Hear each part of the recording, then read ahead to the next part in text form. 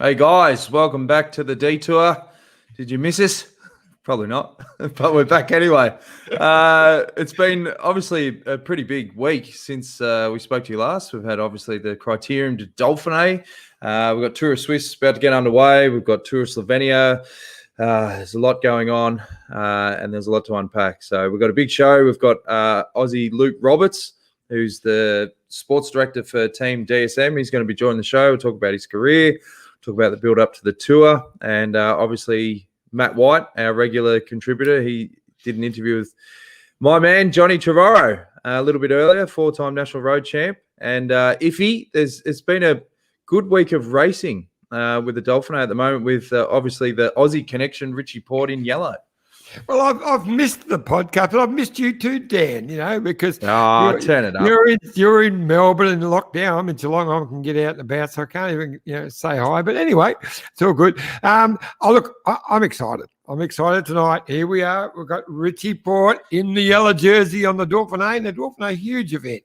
The number one lead-up event for the Tour de France, and he is firing. And not only him, 4 Aussies in the top 20. So I've got 3 in the top 10 and Howson, I think, 17th. So Jack Haig, who's looking very good. He's in 5th. And very impressive Ben O'Connor. I'm excited to get into all that. But I think we should bring in our very most regular or irregular guest. I'd say most regular guest, Olympic gold medalist Scott McGrory. I know he's hiding in there somewhere.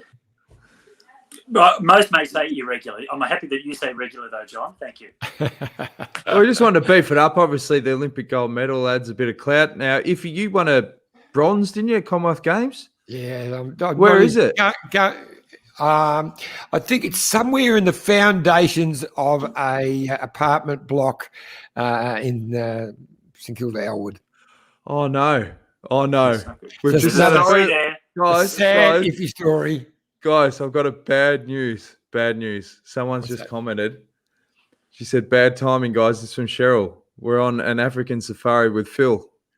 Oh, we were supposed to go, but I got my broken rib, so I couldn't do it. We were supposed to lock into that. Oh, that's bad. But we are promoting it. That is terrible timing. By not being on it. Well, I had to break my rib. Website. Yeah. KARIEGA.co.za/Peloton. And John, you were organising it. I was just following your lead. I've had a full gas weekend. Full gas come back to me and with some information, but with my broken rib, I couldn't ride. And then we could have watched it. I know. I feel very embarrassed. Okay, well, this is a great start to the show. Welcome back, folks. The Detour. Sorry, Phil. Well, I think we should just try and bring the mood up and bring on our first guest. Let's just shift the focus. That's always the best thing to do when you're under the pump. And if you're big on intros, you're going to have to redeem yourself because you've screwed up the Phil Liggett ride. What can you say about our next guest? Well, our next guest has been living in Europe for a long, long time, maybe longer, and got a German family now. Luke Roberts, Olympic gold medalist. I raced with his dad. I remember his dad and I had a great duel in a tour of Tasmania, and his dad also ran second in a Sun Tour to Peter Basanko. But Luke Roberts, one of our great stars, as Olympic gold medalist on the track, but also a seriously good road rider. And I remember one Tour de France that he rode where where his team had the yellow jersey for quite a while, and he was very instrumental in keeping that with the squad. So without further ado, let's bring him on. Luke, can you hear us? How are you, mate? I'm all good, thanks. Thanks for joining the Detour. It's obviously been a pretty big month. Obviously, we've just finished the Giro. You must have been pretty happy with the performance of your team, particularly the Aussies. In particular, Michael Storer, Chris Hamilton. It was a really good showing from the guys. Yeah, definitely. I mean, a little bit unfortunate with Jai. Things didn't really go his way during the Giro, having to abandon. But Chris has done another great Giro. Was really good also to see Michael Storer step up. Struggled a little bit early on in the race, and then when it come crunch time, when he was needed there to help Romain Bardet, he was there, and also really strong in that last week. So great to see from Michael. Another great thing was with Chris's second place in the stage, that he's had an opportunity to go up there fighting for a stage win and almost pulled it off. So also that was great to see.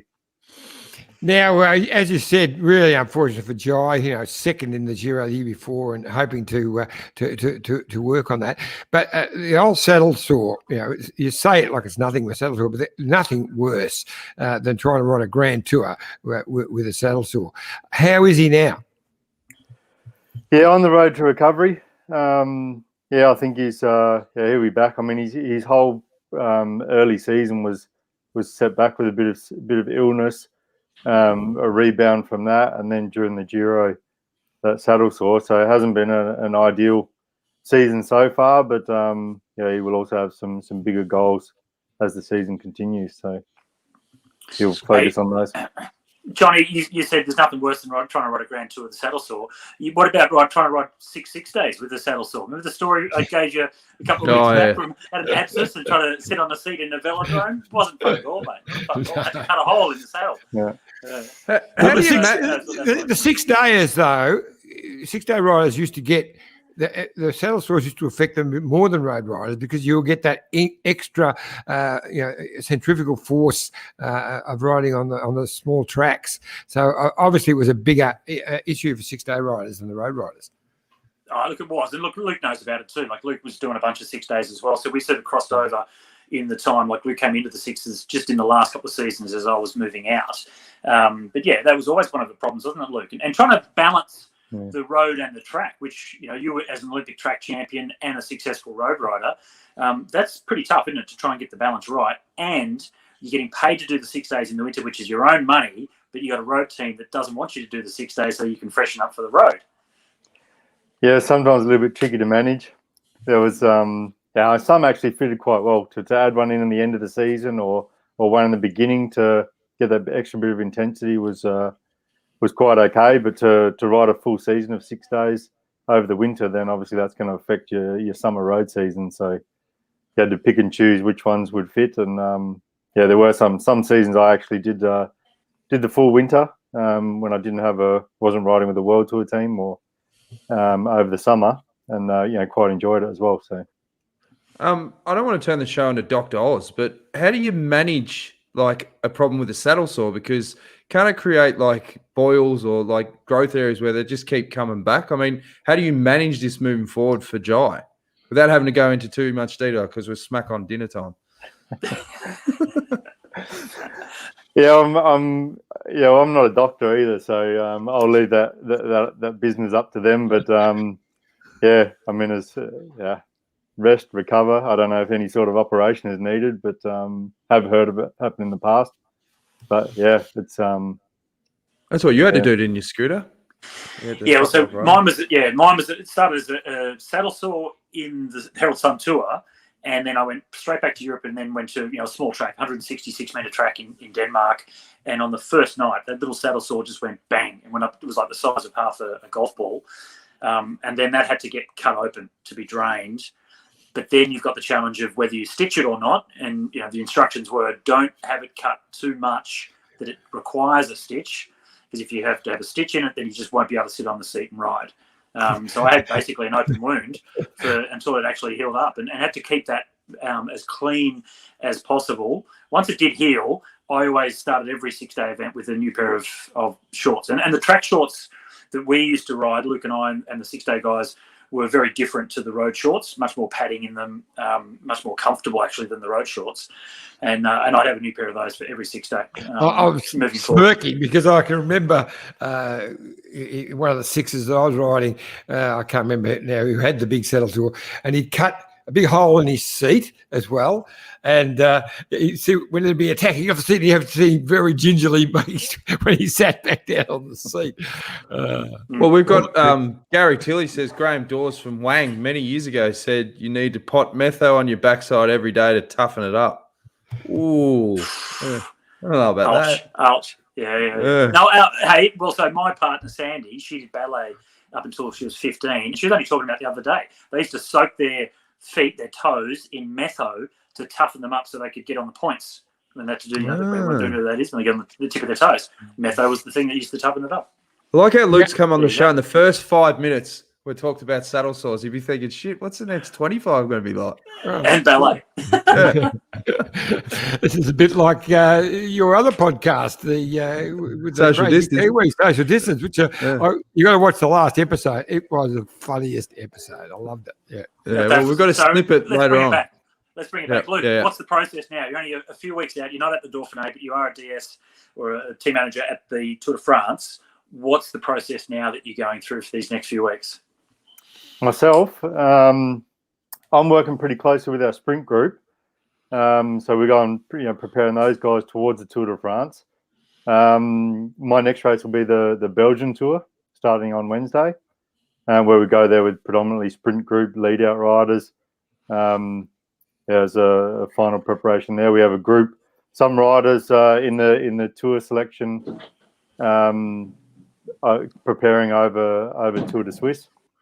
Of course, some riders with the opportunity to be in the selection from the Dauphiné as well. So, but the sprint group will go over the Belgian Tour, and from that choose our selection for the tour. Hey, Luke, one story that you told when we had you on last that I really loved, and I rehashed it many times afterwards, was when you told Jai at the Giro, you got one job tomorrow, and that's to go to breakfast and give the other boys shit or whatever, just to take the edge off.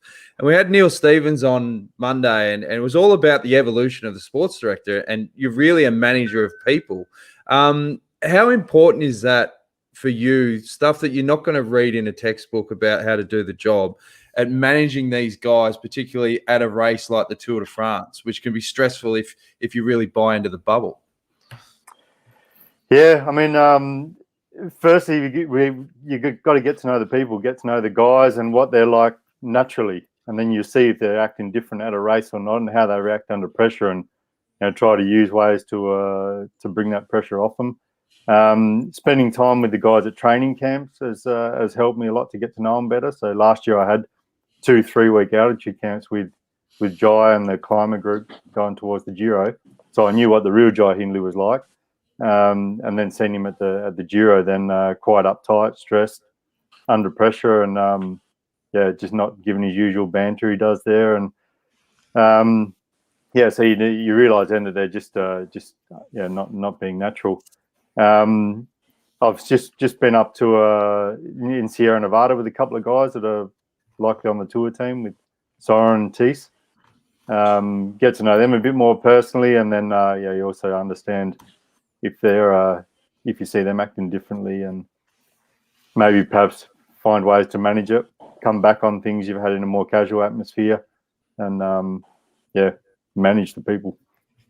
Iffy? I always, when I judge a DS, I look at their background. If they're an Aussie, they've got a different sort of culture to a Dane or whatever. And then with the Aussies, you normally think, well, he's a Queenslander, he'll be a bit this way, or New South Welshman. But you're a bit of a mixed bag, I reckon, Luke, because you've got strong West Australian connections, South Australian connections. Your dad was spent a lot of time in Tassie. So what do you call yourself? Which state is home base for you? I call Adelaide home. I was born there, although we lived almost everywhere in Australia. Tasmania, a long time in Melbourne. We're in New South Wales, Western Australia, but Adelaide is for me home. I was born there, spent a lot of time in other parts, but once I settled down as a teenager, then my first home was in Adelaide that I bought. So okay. I still call Adelaide home. Oh, well, that answers a lot of questions. Hey, I've got a question that's left to centre. You've got a World Championship jersey behind you on the wall there. Now, you won 3 in a row, 3 Team Pursuit World titles. Where are the other jerseys? In the cupboard over there in the office. Why'd you frame that one? Just took one random one, put in a frame. It's a bit messy in here, but we've got nice. The Dumoulin. Oh, cool. Giro. Yeah. The Poo jersey. And then this wall Oh, yeah, that's a good one. So that's 2005, the CSC one, yeah? Yeah, exactly, yeah.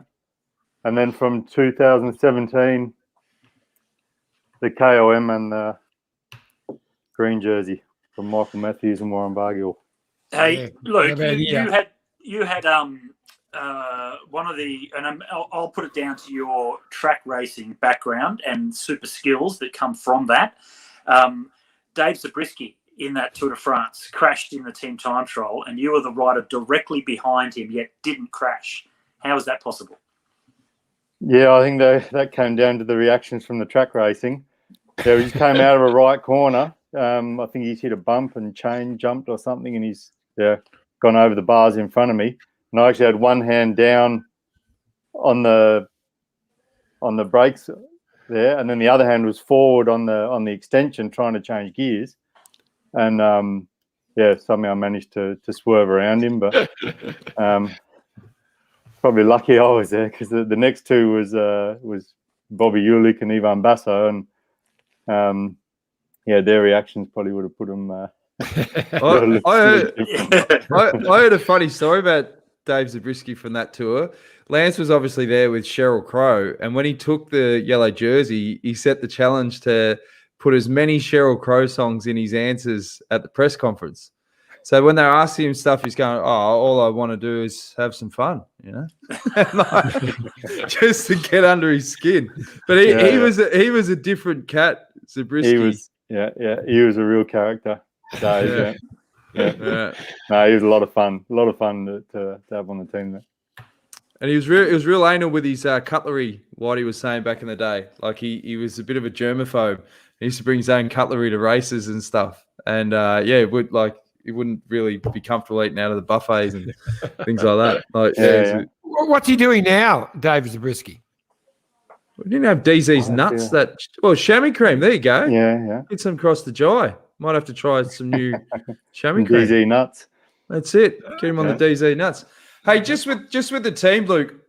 Bloody exciting team to watch, because you're always having a crack. You're always mixing up in the finals. You know, you had so much success at the Tour de France. Is this part of the DNA of the team now? Yeah, I mean it's quite a young team, so we try to develop everybody in a particular way as good as possible. Give them opportunities to have a crack. So we have tended to race a little bit more aggressively last season, this season as well. Obviously, some races where we'll target a GC, we need to hold back a little bit, be a bit more conservative. But a lot of races we're just out there to mix it up and see what we can do. Iffy? Do you reckon any of the Aussies will make it to the Tour de France team? They were so good in the Giro, but I know it's very hard to come from a Giro and come back up for a Tour. Yeah, unlikely. Difficult to back up. They put a lot of emphasis on the GC target at the Giro. Been a hard race for them, so unlikely that one of those guys will back up for the Tour. Yeah, bummer. Does that include Bardet as well?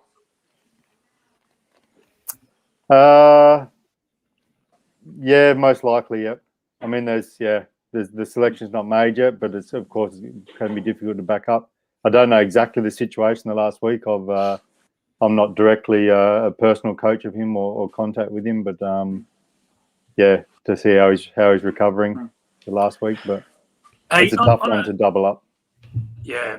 On a personal note with you, what do you enjoy most about being a director sportif, and compared to say when you were a pro, whether it was track or road or both, but those periods like you've had kind of like the track career, the road career, and then now as a team manager, what have you enjoyed so much about it all? What I enjoy about being a DS is to see the guys be successful. So not necessarily with a top result, but when we can make a plan together and talk about the race, how we want to race together as a team, and then put things to practice. Then when it all comes together and it goes well, regardless if we win or not, if you see it's gone well, you get a proud feeling, and that really motivates me a lot to see the guys be successful in that way. And as I said, regardless of win or not, I'd rather have a really good plan in place and we race well together and finish second than to get a lucky win that we don't know where it come from. So that's what motivates me, and I can get a good, proud feeling at the end of a race when things go well. You showed us a few of those jerseys before. You've had so many great moments throughout your career, particularly as a DS as well. Is there any that sort of really stand out, in particular when you come into your office and look at those jerseys? Yeah, I mean, there's the ones hanging here are from mostly 2017. So the Giro win there with Tom Dumoulin, and from the Tour, the two jerseys. Yeah, obviously the green with Michael Matthews, that was a big fight, that one. We had a plan. We planned for months in advance of exactly in every intermediate sprint how many points he could pick up in which intermediate sprints, what the average points would be in the final or for each stage, how much we could take in a final. And we had an idea how many points we could take based on that plan, and knew someone would have to be exceptional to make more than that. In the end, I think we made within 3 points of that total. There were a couple of exceptional guys there. One of them, with Sagan, had to leave the race. Kittel was exceptional, won a handful of stages and looked out of reach, but then, of course, also didn't make it to Paris. So, and that left the door open, and that was a good feeling to pull that one off. Iffy? Now, you might have heard right at the start of the show, Luke, but we've stuffed up. We were supposed to, because we were originally going to go yesterday and the day before, and then we all got moved. And Phil Liggett's got his wonderful ride to raise money for Save the Rhinos in Africa. So I was going to tell all our great listeners, turn off, go to this and come back and watch us after. Get us anytime. So go straight. You've really got the guilt, don't you? It's just playing on your mind. Just chisel it away. Luke, obviously the memories of the Olympic gold would be just fantastic. And I had a look at this photo here. Bert's obviously quite emotional. The other three look like you're pretty much holding it together. But what can you tell us about the build up to the Athens Olympics and the actual gold medal itself? I mean, if you look at that photo there, you show, so Brett was really emotional, in tears. The other, I mean, I've got a bit of a smile on my face, but compared to some of the photos we've seen from the World Championships, there everybody was, had big grins on their faces. Here, it seems like they were almost overwhelmed. So it was almost difficult to realize what had happened, and hard to contain emotion or show emotion, or hard to show that you were happy in a way. But I mean, we had 3 World Championship gold medals on the way leading up to that.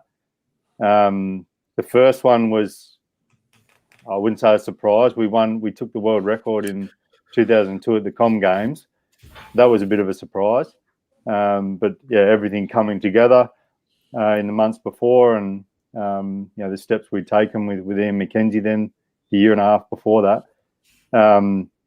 Took the world record, went to the World Championships as favourites, now world record holders, but still, we quite calm about it. We were nervous ourselves to win our first World Championship there. Took the gold medal, and then from then on the year after in Stuttgart, world record holders and world champions. So that was just a backup. We also had a really strong team there. Following year in Melbourne, we had some riders not available, but the depth we had in that team, we had we had 4 riders or more. We still had 5, 6 riders capable of winning the World Championship. So it was a tough one in Melbourne, close fight. We won that one. That was, I think, one of the closest World Championships we had. But of course, that was in May, and then a couple of months later, the Olympics, where we were basically red hot favourites, and people were saying that's 1 gold medal Australia will just go there to collect unless we mess it up. So yeah, the to stand on the start line of the final there, knowing you got less than 4 minutes, one small mistake, and you messed up for not only yourself but your 3 teammates as well. There was a lot of pressure on that one in that final, and that's why I think that's why it was so overwhelming afterwards to realise we'd pulled it off. Scooter? Hey, I always like to remind people of the interview that Geraint Thomas did before the penultimate stage, the time trial of the Tour de France he won in 2018. And a question was put to him, are you nervous going into this time trial? You win or lose the Tour de France with this time trial. And he said, do you feel the pressure? Do you feel under pressure that, this is win or lose? And he said, pressure? He said, this is nothing. You should try lining up for a team pursuit final at the Olympic Games on your home track. Now that's pressure, referring to when he did that in 2012. And I thought, yeah, wow, that's what you're describing as well. Like, okay, it was in Athens, it wasn't on a home velodrome, but you guys were the favourites. You knew that the expectation was that you were going to win, and it's hard to shoulder that pressure. And look, you also had 2 guys. There were 4 guys there that we've shown with Brad McGee, Brett Lancaster, Graham Brown, yourself. But then there's Peter Dawson and also the late Steve Woodridge that was behind as well. That also rode in rounds of that you also have a slice of that medal. If you'd like to comment, Luke. Yeah, no, like I said, the depth we had there, I think we could have put 2 teams on the start line and come away with 2 medals. It was a great bunch of guys we had in those years, and we just pushed each other further and further. And going back to Geraint Thomas's comment there, I'll also say, as a DS now, people say, "Are you nervous or do you feel pressure?" But it's not often that I get couple of times sweaty palms on the steering wheel, but it's not so often when you have the experience there of sitting on the start line of a team pursuit Olympic Games final. That takes a lot to make you nervous now. Well, it's different to an individual. I was just going to say, can you take us through that final? We've been talking about it. Let's just take us through that final in Athens. Yep. Well, maybe first in the semi-final, we actually took the world record. We lowered our own world record from 3:57 down to 3:56.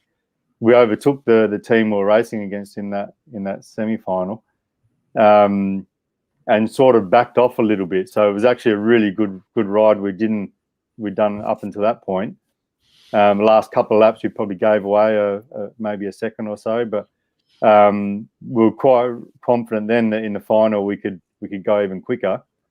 We're actually contemplating, should we go and do the doping control now? It's going to cost us time.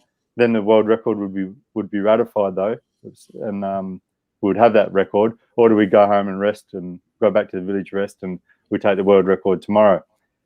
I'm pretty glad that we did that, put that time in and went and did the doping control and got that world record confirmed, because that took that pressure off of also to go for our own world record the following evening. Because there the pressure was already enough, and there some small mistakes actually started to happen. So there was a touch of wheels at one moment after, but just before 3K, small gap opened up, and it was pretty nervous ride. But I think all in all, compared to the pressure that we had on us, then it's natural that some small things may happen, but luckily we could keep it together enough to still do a really good ride. And how close was it in the finish? I'm just trying to remember back.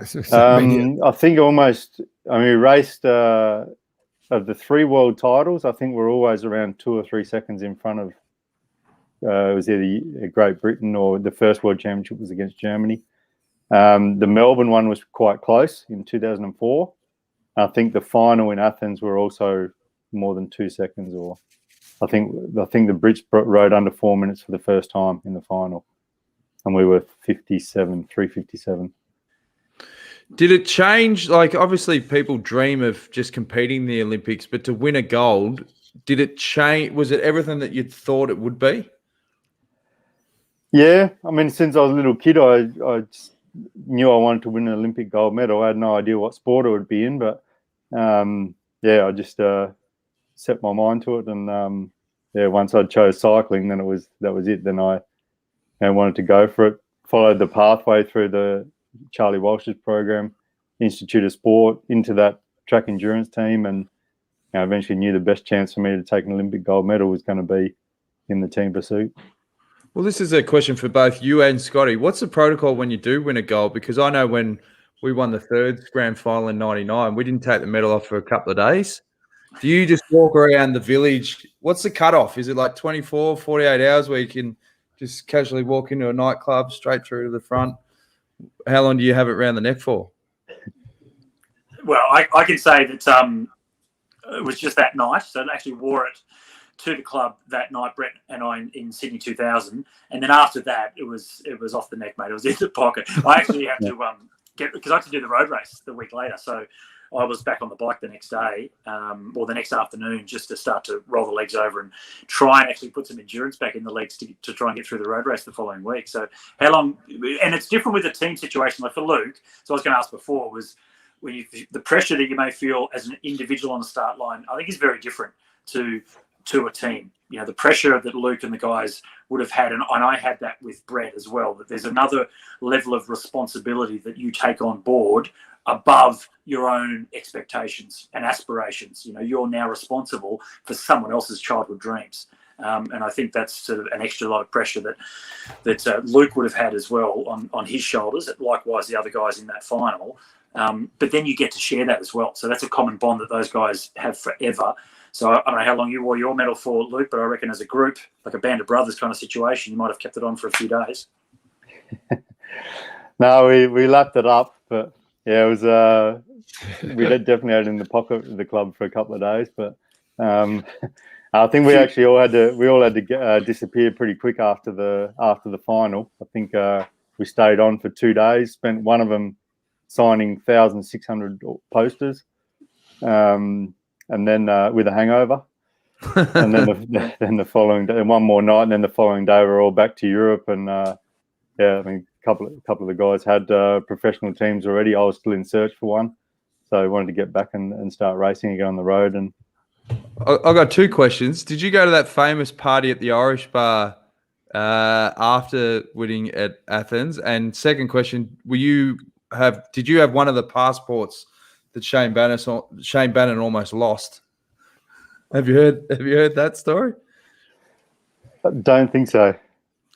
They all went to the Irish bar, and he was dancing on the table, obviously with John Eales, the rugby guy, and I think the table snapped or whatever. But it was a big night, and he couldn't find the passports the next day. They're all in a bag. I think it was the entire track team or the cycling team, but he got it back.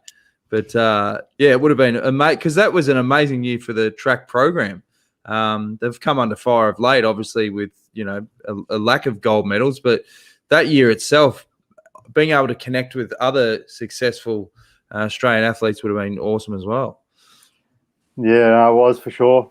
I was actually just discussing this with my team with a couple of guys the last couple of weeks, but how that success of the when one group or when the team pursuit team started to become successful, it also drove the others in that group then to also step up. And then we had Kieran world champions, sprint world champions, Ryan Bailey winning both at the Olympic Games, Anna Mears incredibly successful, and that just seemed to drive each other or drive the culture in the team to work hard, and then that success came along with it. But it was a great culture in the team in those years. Success breeds success, as they say. So you just mentioned that you had to get back to Europe and try and get a contract. How did that gold medal help you to get into a pro World Tour team? I guess it would have helped a bit. But actually, the first race I did when I came back was Ron and Pfalz stage race. And I won the first stage of it and then had the yellow jersey for a couple of days as well. So used the good shape there to also show myself against the professional teams. And that also helped a little bit. And then ultimately it was I signed for CSC, was Danish team.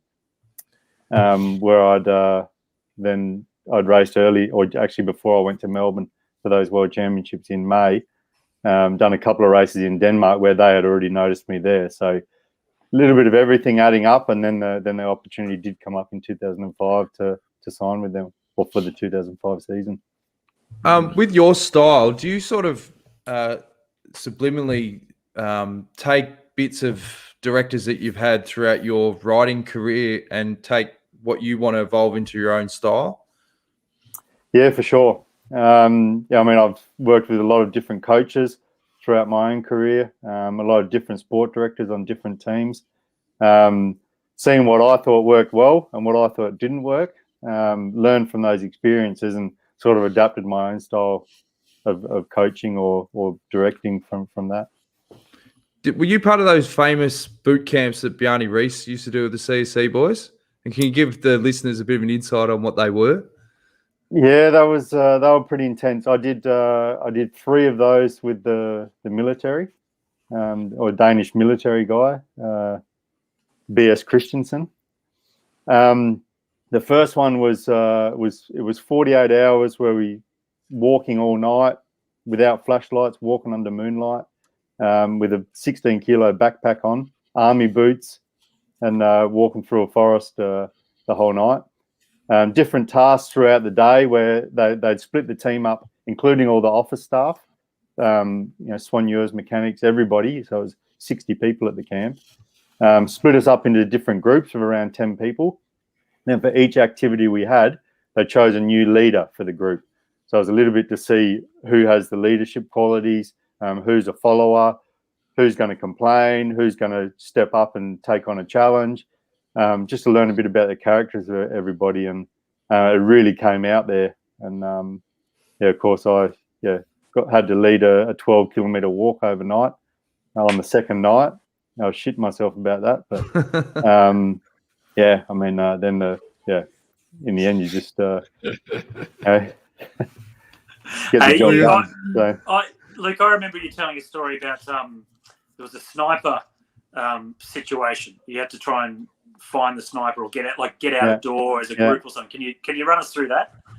Yeah, well, that was one of the activities. I think that was the second year, the second boot camp I did. But so we had the Danish military. We were in like a practice area or whatever, where they have some old buildings, etc. And there was a hostage up in one of the buildings. We had to come out of this bunker and try to rescue this hostage. So we all just come running out of the bunker, don't see anybody, and then they were real guns, but shooting blanks. And then somehow you knew when you were shot. You had an earpiece in, and it would tell you that you've been shot with a laser or something. And so we'd come out straight away, ringing in all our ears. So if you were shot, someone had to carry you back to the bunker until the ringing went away. Then you could start again. And 20 of us ran out of the bunker, and then 20 of us were laying there. There was no one to carry them back. Dead ducks.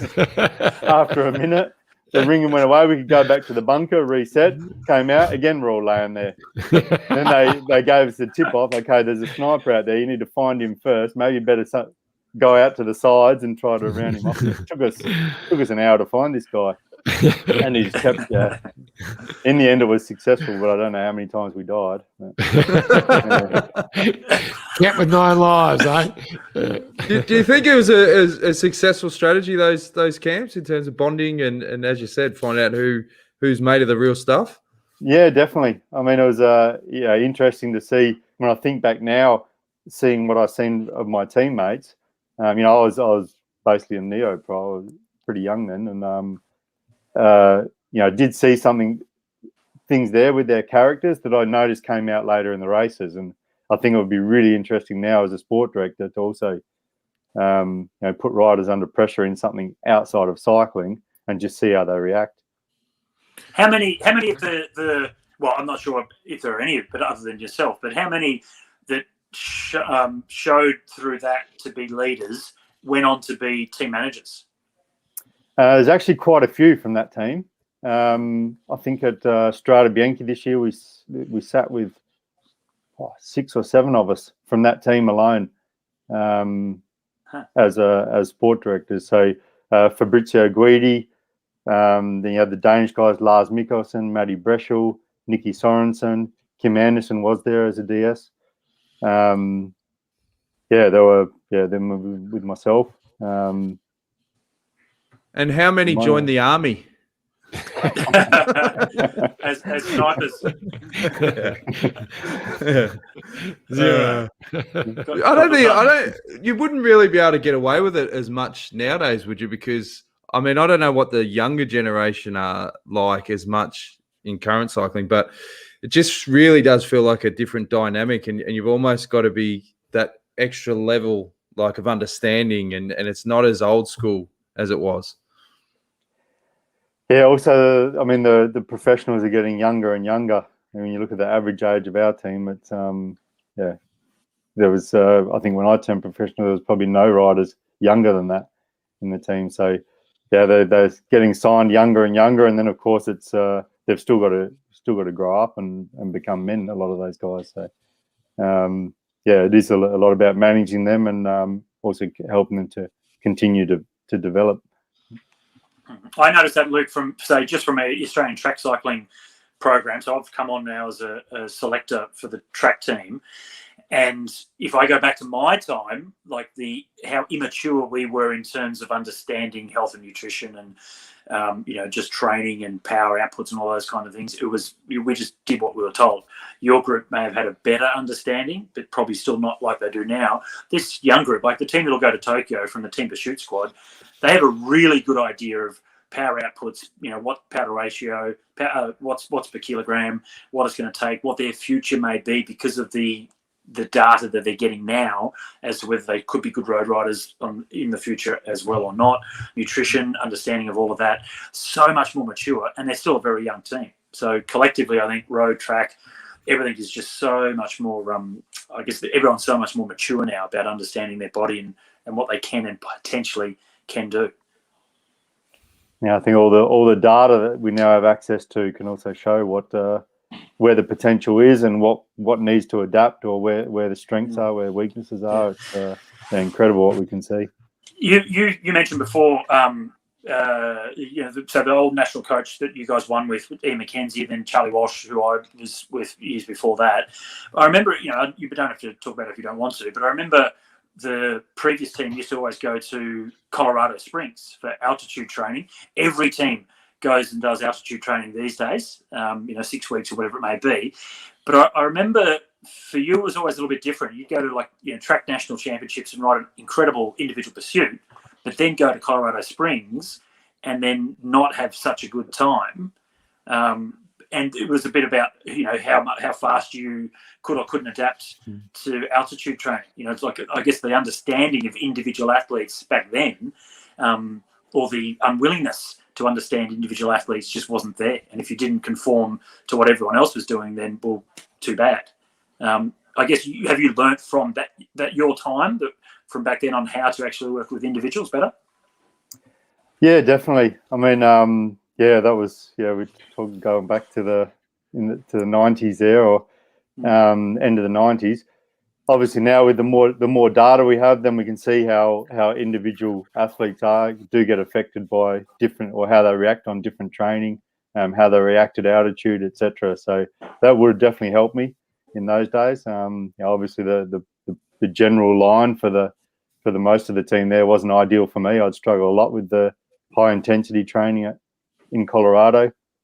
Struggled a lot with the high cadence. I was more, wanted to have it ride a bigger gear, use strength more, and that's if the data was available there, then perhaps it could look a bit different.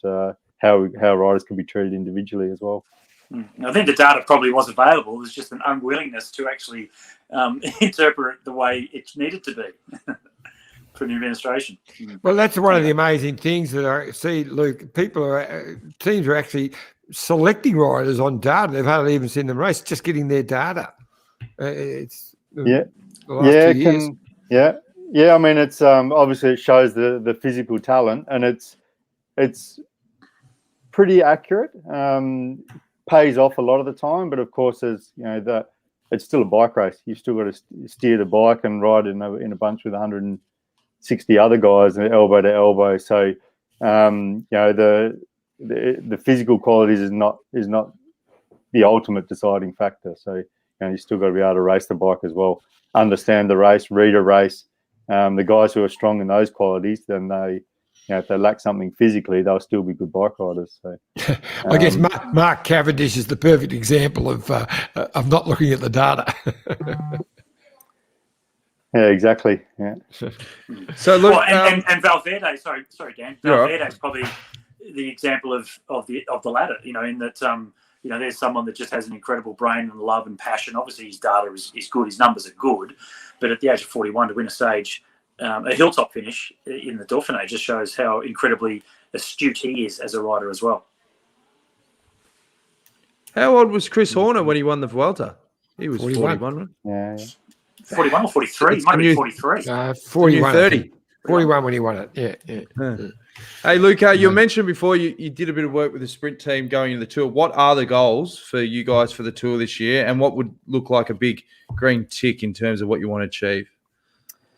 Well, ultimately, we'll go there targeting stage results. Last year we had we made some steps with our sprint team. With the lead out, we had a couple of days there where it came together pretty well. We've continued working on that with that group of guys, and hope to really be able to be up there challenging and hopefully dominate the sprints. That we can have a good strong lead out there, and hopefully pick up a couple of stage wins in the sprints.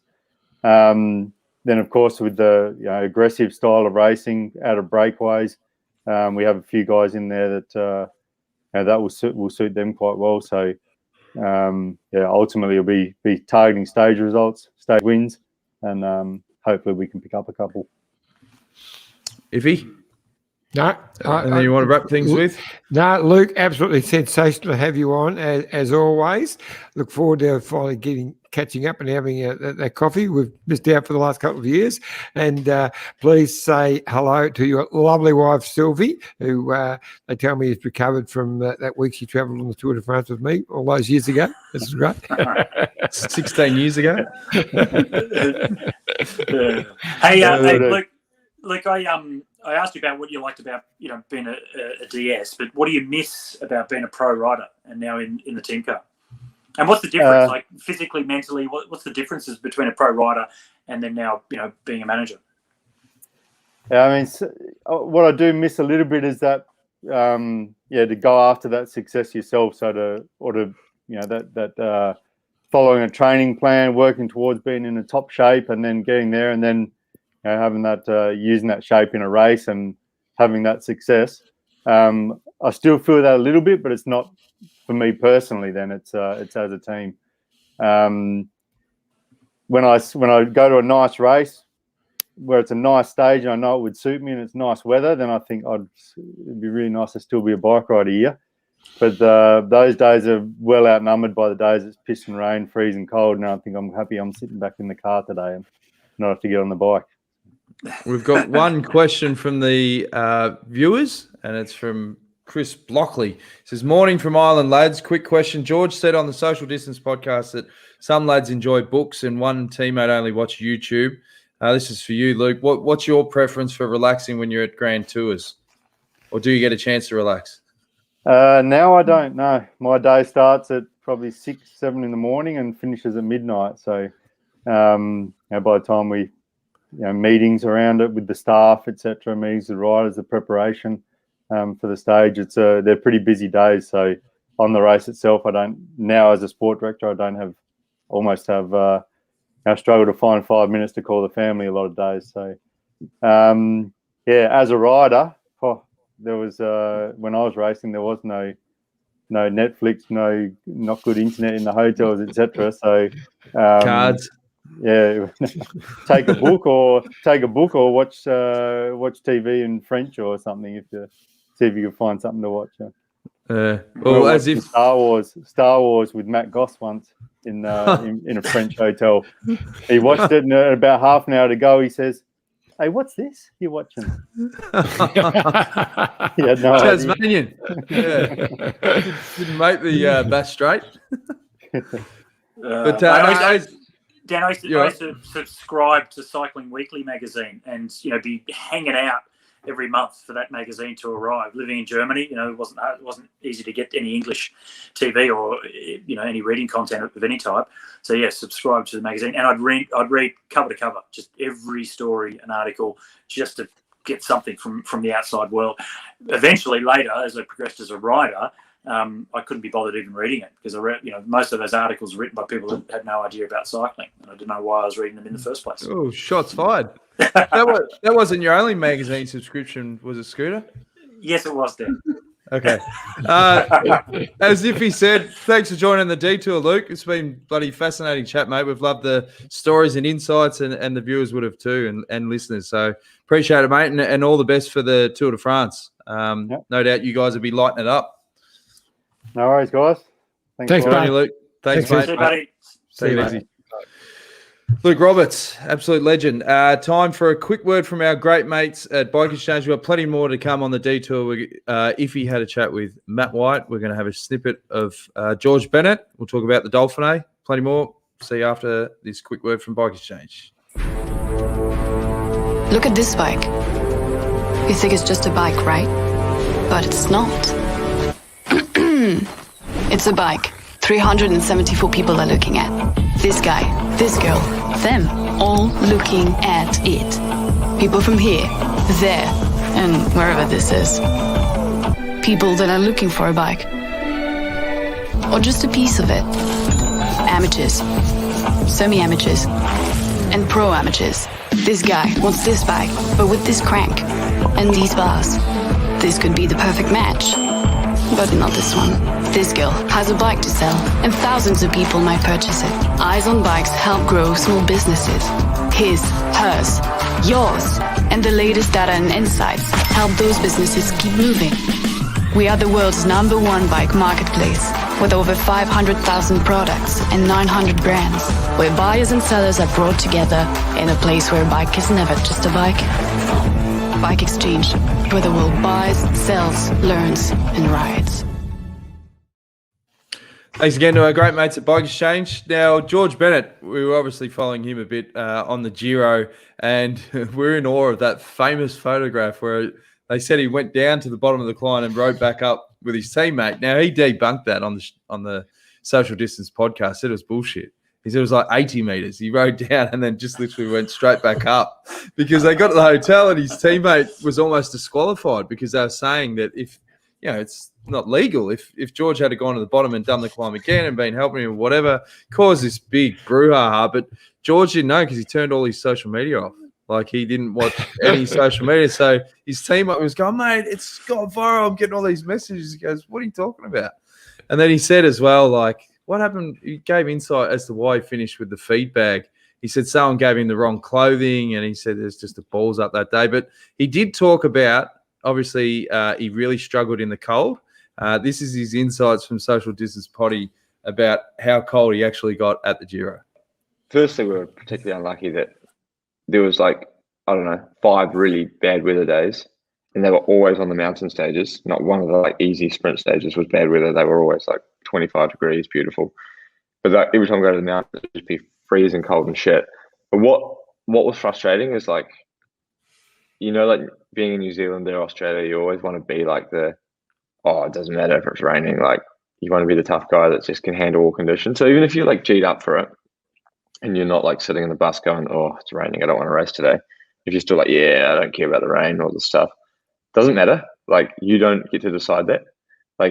If you care about the rain or not, it's at a cellular level. So you go out, you're all G'd up, trying to be the tough man of all conditions. And then when you're not, I just found out that I was the worst possible guy in the race at it. And you just felt you'd limp in and you'd be like, what happened? You'd be like, I got cold. And it was 6 degrees and rain. It's everybody got cold. What are you talking about? It was cold. Of course you got cold. You just went 50K down a hill and it was 3 degrees at the top and maybe 8 degrees at the bottom, and it was torrential rain. Of course everyone got cold. Why did you lose 7 minutes and why did they not? And it's just I don't know. It's an unanswerable question. We were talking about that yesterday on the bike. George and I were talking about the cold there at the Giro, and I referenced stage 16 actually specifically, which was I think it was stage 16, wasn't it? That was Passagel. That was Jow. Yeah. And like on that day particularly, there was guys like, guys from my team like Michael Hepburn, Chris Jensen. They all had storming days. They all climbed really well. They all climbed with, there's like 40, 50 guys left when these guys that normally would be dropped with, with much bigger groups still there. But because it was so cold and those guys are considerably bigger than like George or the GC guys, they can handle it a little bit better. They're a little bit more robust. So it is true that, like, man, when it's so cold like that, when you're a GC guy, you're considerably smaller than those sort of guys.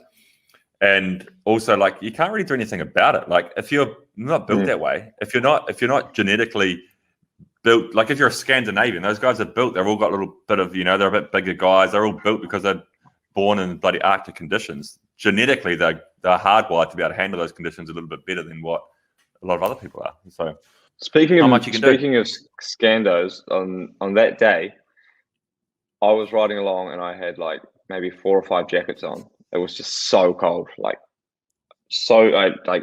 gabbers with rain jackets, with like thermal jackets, undershirts, everything. And we're riding along, going up this hill, and I was still freezing. And I looked across at the guy that ended up riding GC for us, Tobias Foss, and he had a t-shirt on, just had shorts and nicks. And I was like, surely you're taking the piss. Surely you're just trying to get in our heads. Can't they give you like hot tea and things like that as well? Like, what are some of the other things that they do?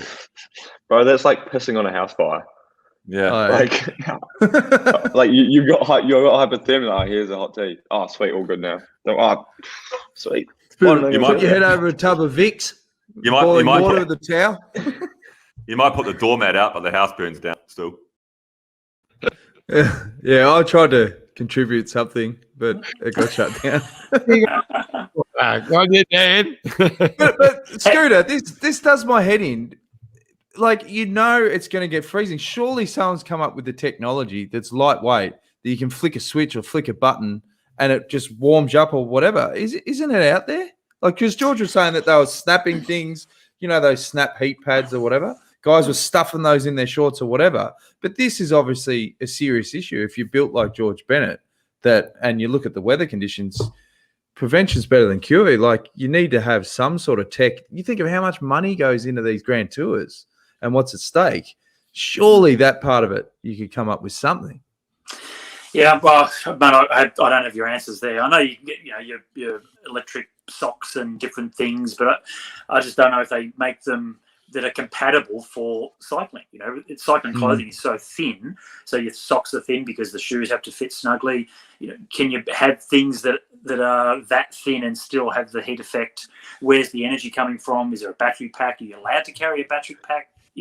For these sorts of things, I don't know. I just don't know. So if you think of like skiing, for example, so skiing, downhill skiers, they wear the ski suits. It is a thicker material than Lycra, but they're cold. They are, they do their warm-up exercises, and that's all about going fast. Then they put the jackets on at the bottom. They can't cruise around in the mountains, in sub-zero temperatures, just in their ski suits for too long. And if you're, out there doing leisure skiing, you've got the big, thick padded stuff, all those sorts of coats and gloves, and you just can't wear those things in cycling. It's just not aerodynamic enough, and you're going to lose out too much, whenever the race is fast. So it's one of those challenges. There's one part of that podcast, and I don't think if you're going to show it, I'll shut up. Tell me, Dan. But I don't have it.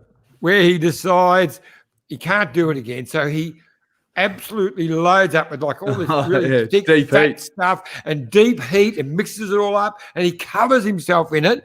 And he's in the bus getting ready. He's got 20 minutes, half an hour to start, so he covers it himself. Then after he's done it all, it comes through that they've changed the stage and they've changed the start by nearly an hour, and he's sitting in the bus with a steam starting to come out his ears.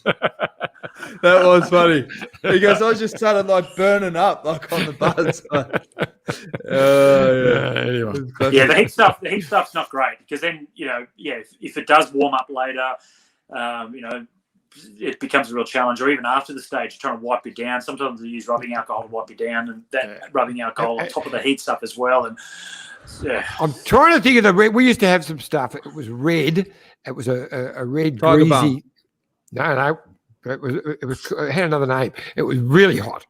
And you put it on to, it would burn. But on the really terrible days when we're amateurs, Tour of Tassie and whatever, we'd rub this. I can't think of the name. It was a reddy orangey cream. I know that. Yeah. You know the stuff. Yeah. But if you slipped and got it onto the old testes, I can tell you, woo! You were moving. You were moving. Don't mix it up with your chamois cream. That's for sure. No, Okay, I'll scroll through some of the viewer comments. Cheryl says, "See you on the replay." So that's obviously Phil Liggett's right. Scott Davies says, "Good to see you, fellas. Go Richie." Obviously, Wendy Superfan. Hi, Dan, John, Scott, and Luke. Bit late on that one. Matthew says, "Hi, boys." Jason from the Maldives. Good afternoon, gents. Sasha Bone. What is your passion? What's your passion, Scooter? Might have been for Luke. They might have been for Luke. Probably. A bit slow on that. Yeah. Now another one for you too. John asks, "Hey guys, who is Richie's biggest threat to his overall tonight? Is it Lopez?" Yeah, I think it's the Movistar squad. They're the strongest other squad there. But I reckon Ineos are good enough to beat all challengers. So I'm really looking forward to what will be a great night. Scooter. His biggest threat might be his teammate Geraint Thomas.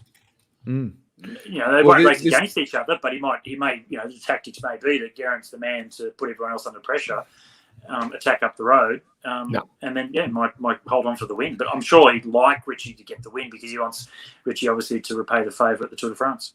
So David wants to ask you, if Richie wins the Dauphiné, are Ineos more likely to decide during the race who to support at the Tour de France, or will Geraint Thomas be all the way leader, you reckon? I reckon Geraint, that's their, like Ineos, they don't play with those sorts of things. They've got a plan, and maybe Richie will be like a second protected rider, and like Martinez at the Giro, like he would have placed higher up had he not ridden for Bernal as much as he did. But he was also, whenever he did the job for Bernal, he then held on the best he could to make sure he stayed up there on the GC and had a good result in the overall classification. Richie might be that kind of rider, but I think they're all in for Geraint unless something strange happens and they can change things at the last moment. Well, Geraint was the one that let Richie go to win the stage. He said to him, "All right, mate, go." I mean, if Geraint had wanted to hold him back, he could have had a crack himself. Yeah. Look, it's funny, isn't it? The end of last year, I was thinking, wow, it's fantastic. Richie finally got his podium spot in the Tour de France, where he's always wanted. He's gone back to Sky, you might say, to Ineos, take the big money, and he'll have a wonderful swan song. Hasn't been like that at all. He has found that level again. He's going better than last year. So, okay, he'll end up most likely having to dig very deep for G sometime during this Tour de France.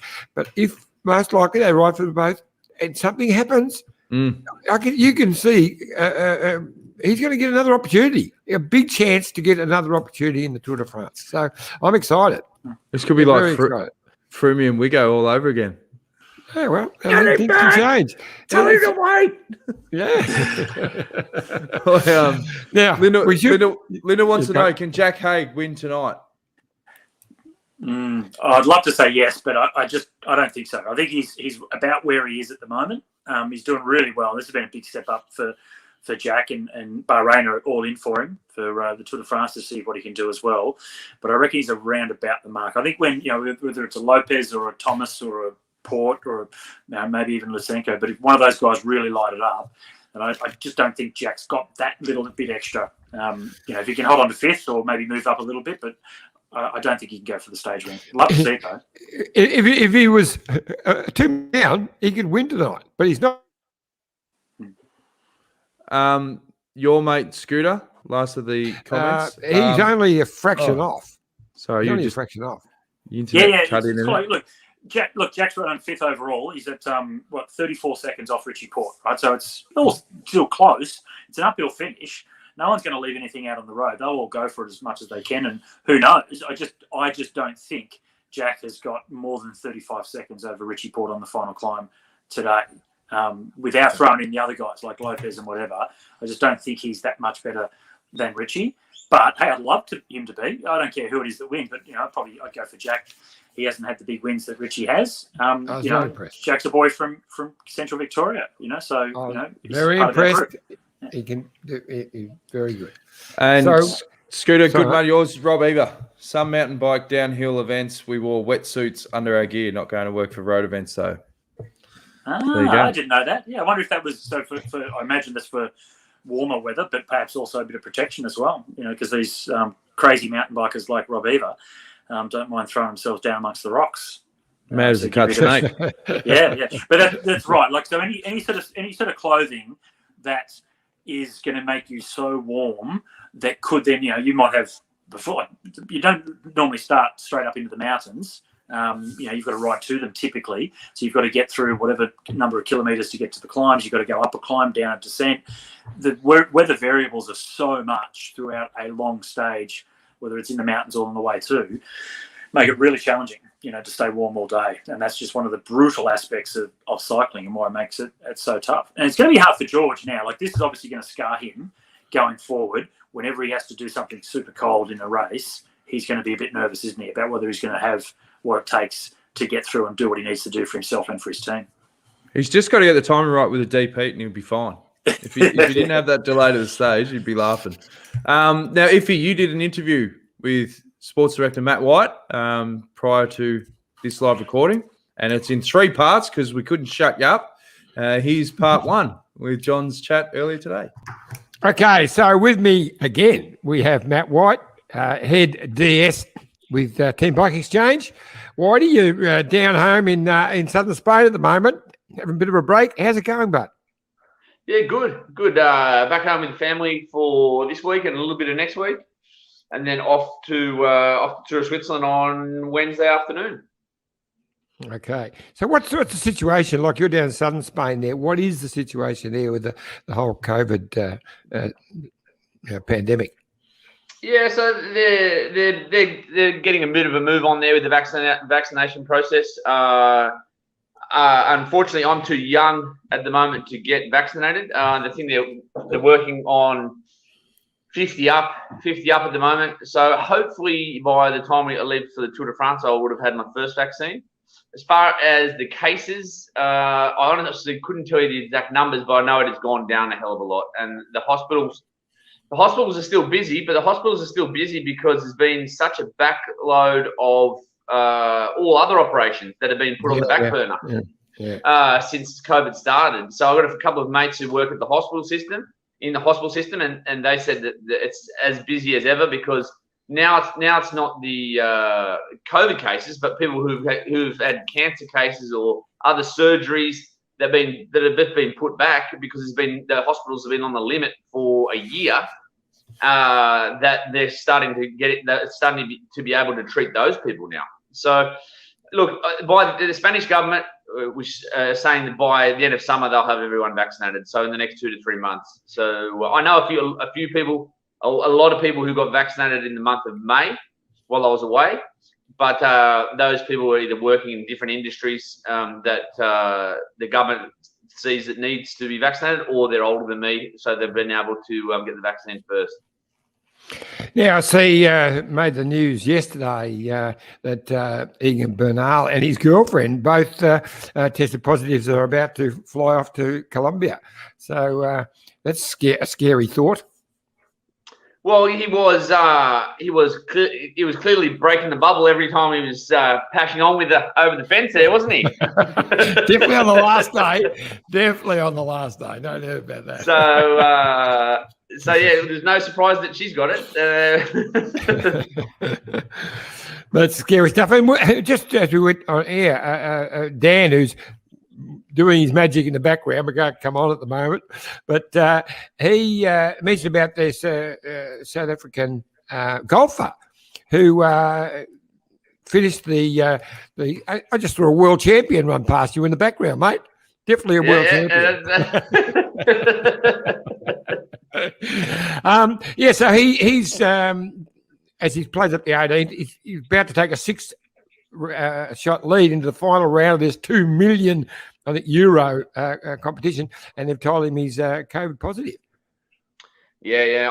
I hadn't heard about the story either until Jonesy mentioned it, but clearly he has no symptoms. But the rules are the rules, and I feel for the guy because obviously a 6-shot lead going into the last round is a pretty good place to be, and it sort of brings up the sort of discussion of when everyone, for example, in a team, when we've got our 90 people, 100 people vaccinated, staff, riders, everyone's vaccinated. And then we go to races. When is that point going to be where if someone tests positive, that it's okay? Because at the end of the day, if everyone in our bubble is vaccinated, well, then we're no risk to anybody else. And then by the time we're all vaccinated, there's certainly going to be a massive percentage of the population who are vaccinated. And, you don't get sent home from having a common cold. And if you've had 2 jabs of the vaccine and everyone around you has been vaccinated, well, then there's actually no risk to anyone involved. So it's going to be really interesting what plays out, more so I think for next year, because I think the process will still be happening all of this season. But for example, for races next year, for example, at Tour Down Under, what is the risk of bringing people to Australia when everyone has been vaccinated? You would hope the Australian government can vaccinate everyone in Australia by January as well. So, and people who have been vaccinated. They're going at the moment, mate. Not the way they're going at the moment. But anyway, it's another story. No. Well, there's an election in October, mate. They might get a wriggle on. Well, exactly right. So, we've been watching, as you will, of course, the Dauphiné, which is always a wonderful race. And, hey, our Aussie mate, Richie, has hit the lead. And a good ride by Damien Housen as well, to be right up there at the pointy end when the big hitters are having a go. So what are your thoughts on the Dauphiné with 1 day to go, mate? Yeah, well, also, as I mentioned, great rides by Jack Haig and Ben O'Connor. So we've got 4 Aussies really featuring very well in the Dauphiné. Well, today's the last day, so it's going to be a big one. Movie Stars tactics are going to be pretty simple. They're going to try to ambush Ineos. The problem is it's going to be pretty hard to ambush Ineos with pretty much their Tour de France team. Even though they're not at 100% form at the moment, they're going to try to ambush Richie, put someone up the road, and if they've got the legs, try to have that person, whether it's Mas or Valverde or Lopez, go across. But I think it's going to be pretty hard for anyone to crack Ineos in one stage, and that's all we're talking about now. I think Richie's in pole position to win the Dauphiné, really. Yeah, so it's interesting. It used to be, Dauphiné was the race that they used to lead up to the Tour de France. Some would go to Tour of Suisse, and now we've got the two of the big hot favourites are doing Slovenia instead, because it's Slovenian, I suppose. Rodrig's not even racing. Oh, no, that's right. He's not. That's right. He's not even racing. Rodrig's not even racing. Pogacar is doing the Slovenia. Rodrig's not even racing. And then you'll see Carapaz and the vast majority of our Tour de France team are going to be at Tour of Switzerland. Yeah, so I'm going to ask you about that. It starts tonight as well with a 10K time trial. But Chavez, we're all really keen to see how he's going. He's shown some really good form earlier this year in one-day races as well as in the Tour. So we're looking forward to it. So what's your feedback there? Well, he finished third in a one-day race in Switzerland on Friday. So he went to the line. He was third in a 3-up kick, but he went to the line with Idi Schelling from Bora, who won, and also Rui Costa from UAE, former world champion. The three of them went to the line together, and that was on Friday. So that was a Grand Prix Gippingen. That was a pre-Tour of Switzerland one-day race that the boys did. Right, raced that many years ago myself, mate. Yeah, it's probably the same circuit, mate. Probably the same circuit. And so he was third. No, I expect big things from Esteban in Tour of Switzerland, and I wouldn't be surprised there if he was pretty close to a podium overall, and obviously featuring the mountain stages. It's a very different time trials in the Tour of Switzerland to the Tour de France. So they've got a 10K prologue this afternoon, which is flat. But then the major time trial is it's basically 10K up a hill, and 10K down at the other side. So it's certainly not what we've got in the Tour de France. In the Tour de France, we've got 60 kilometres of dead flat time trialing, whereas Tour of Switzerland, it's 30K, 10 flat, and that's this afternoon. And then basically it's a hill time trial with a descent down to the line. But no, he's in super shape, and I would expect big things from him at Tour of Switzerland. That was part one of the interview with White. Now, just to clarify, John Rahm is Spanish, the golfer, and it was 2 million Australian. I know that was chiseling in a lot of people watching that, just to clear that up. But no, it was unbelievable footage. I mean, it's got nothing I think it was the event in South Africa. No, it was in America. Oh, was it? Okay. I don't know where you plucked that. I don't know where the South African came from. No.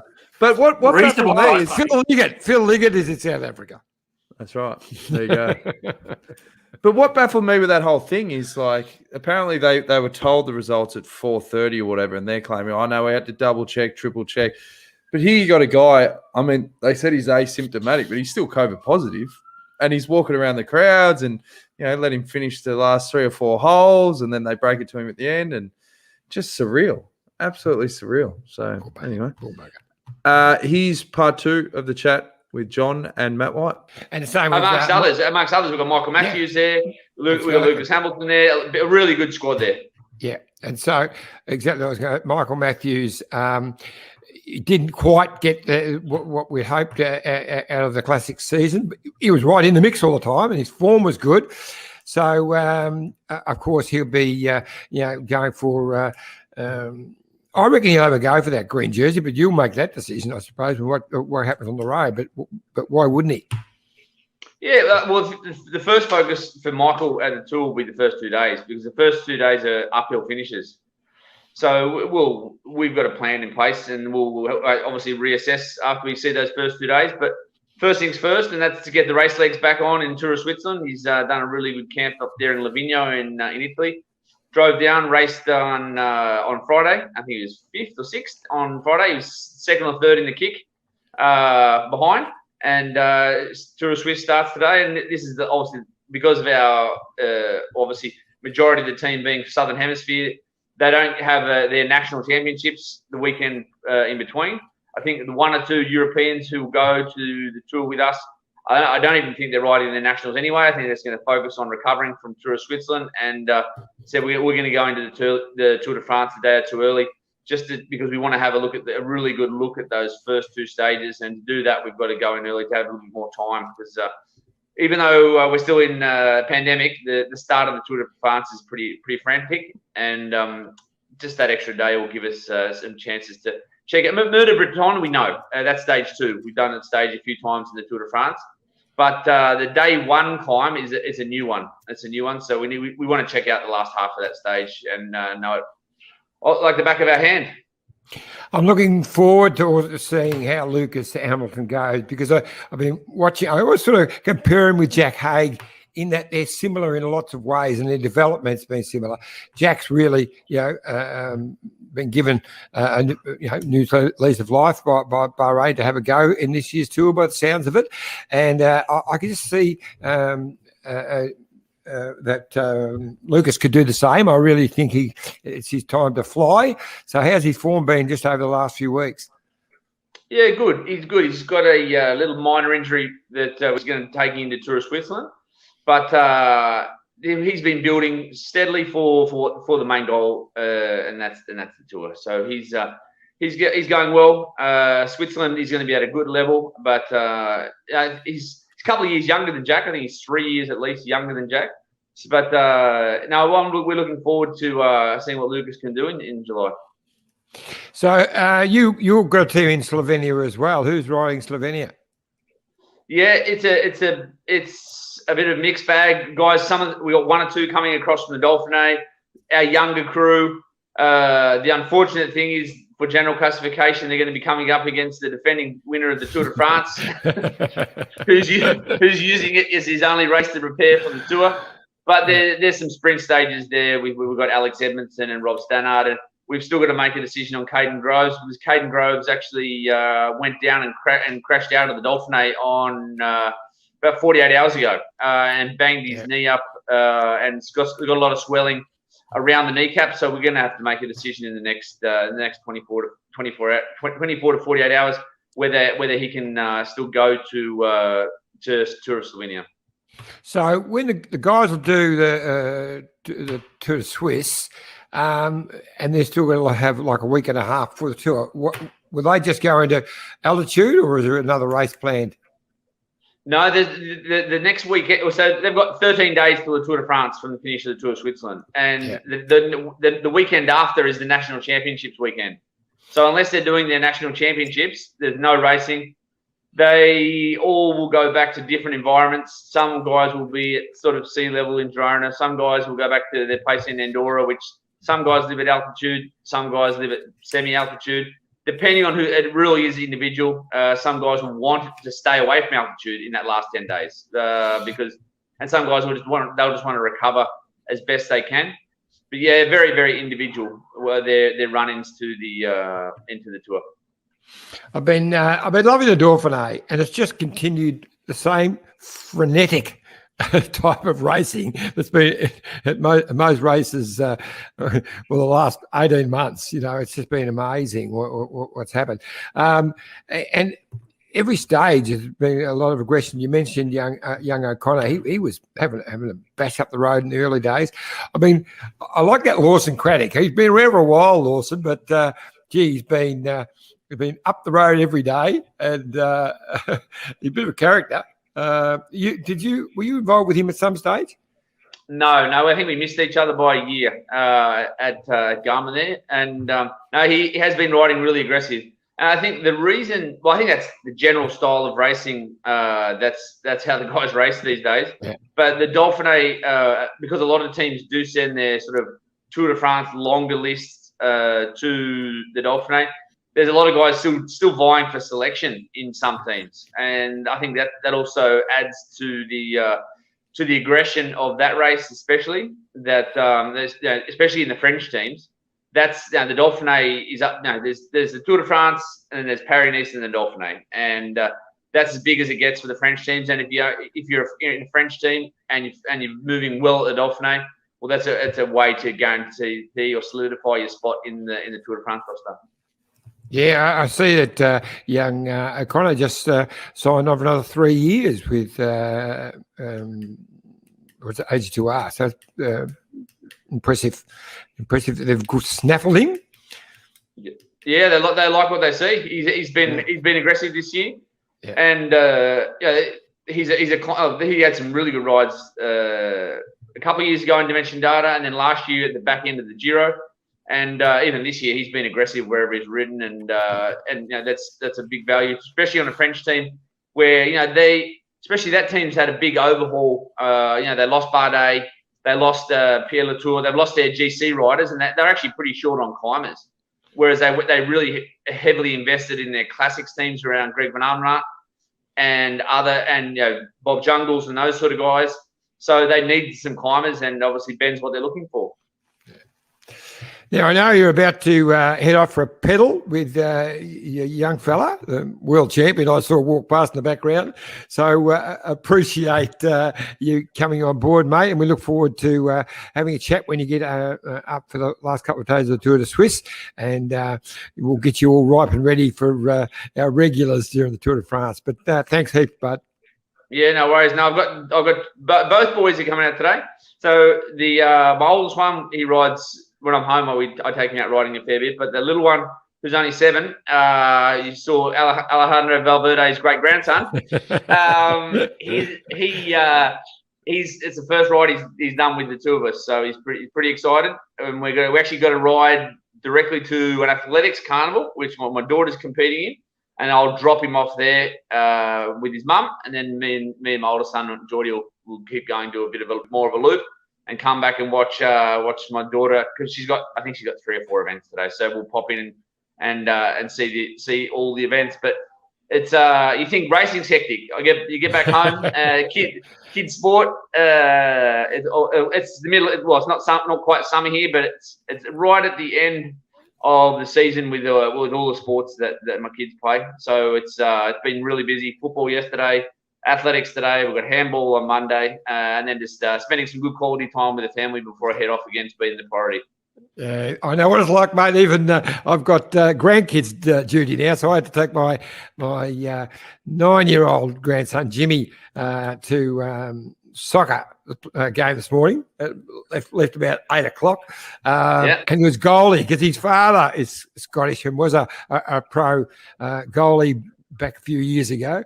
So he's taken after his dad, and he was jumping in and stopped a couple of rippers. He was a bit disappointed he let one filter through. He stopped it and rolled underneath. He flipped over his arm, and he was dark on that. But it's a lot of fun. That was part 2. We got part 3, but it was just talking up Alejandro Valverde and his rise up the ranks, and we already covered that earlier. What are your thoughts from the chat with Whitey, Scooter? Well, one of the things you mentioned about the Dauphiné with riders that are still, you threw the question to him about Lawson Craddock, Johnny, but riders still trying to, make their Tour de France teams. And right now, the final stage that's going on, I just checked the live stats of the Dauphiné. There are 19 riders in the lead group, and 8 of them are French.